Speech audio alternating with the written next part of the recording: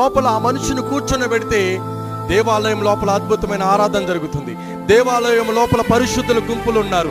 దేవాలయం లోపల ఎంతో మంది అభిషేక్తులు ఉన్నారు. అద్భుతమైన పాటలు పాడేవారు ఉన్నారు.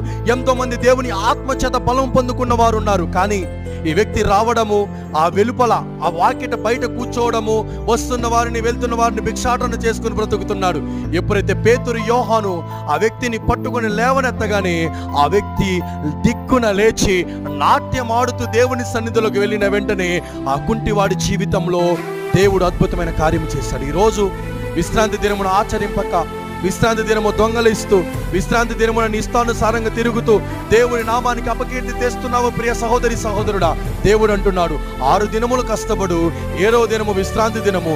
ఎవరైతే 7వ దినము విశ్రాంతి దినమును అనుసరిస్తాడో వాడిని పరలోక రాజ్యంలో దీపస్తంభముగా ఉంచుతా అంటున్నాడు.